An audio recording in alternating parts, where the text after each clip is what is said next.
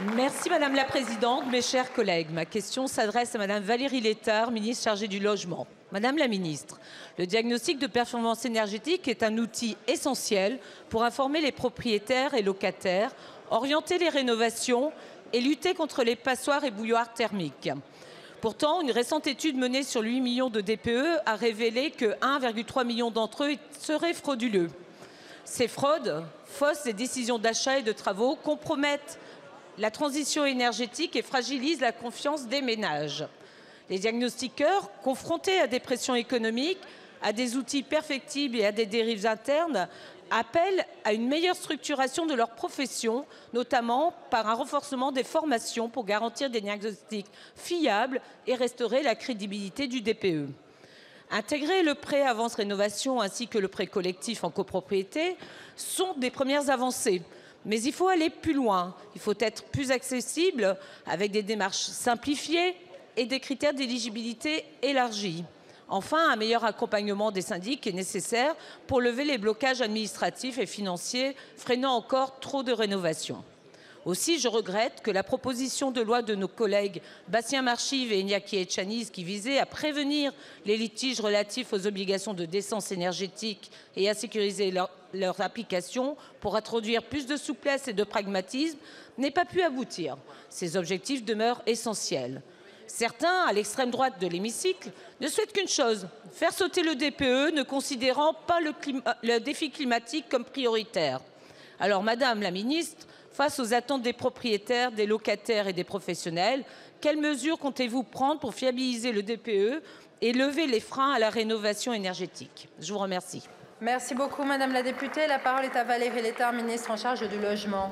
Merci, Madame la Présidente, Madame la députée Anna Higlemeur, Mesdames, Messieurs les députés.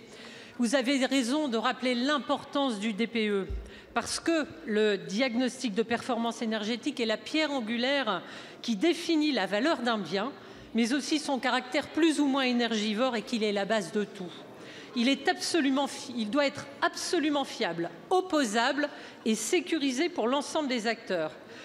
Et pour ce faire, depuis juillet 2024, la formation initiale des diagnostiqueurs est 3 fois plus longue, avec un examen final très sélectif.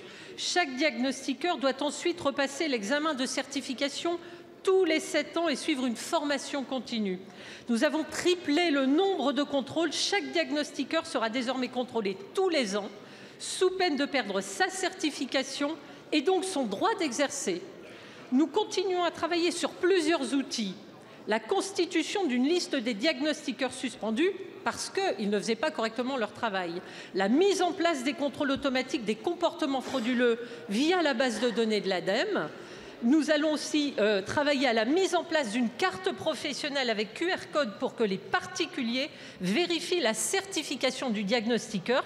C'est d'ailleurs une mesure qui est prévue par la proposition de loi portée par Thomas Cazenave. Et bien sûr, la très grande majorité des 10 000 diagnostiqueurs sont des professionnels compétents et de bonne foi. 4 millions de DPE sont réalisés chaque année et permettent de sécuriser efficacement les ventes et locations.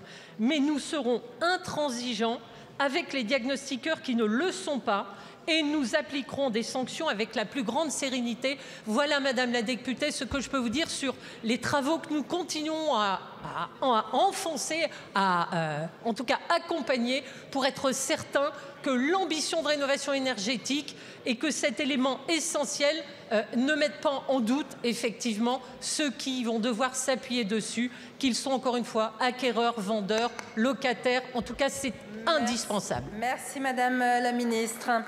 La parole est à Monsieur Maxime Lenné pour la France Insoumise. Merci Madame la Présidente.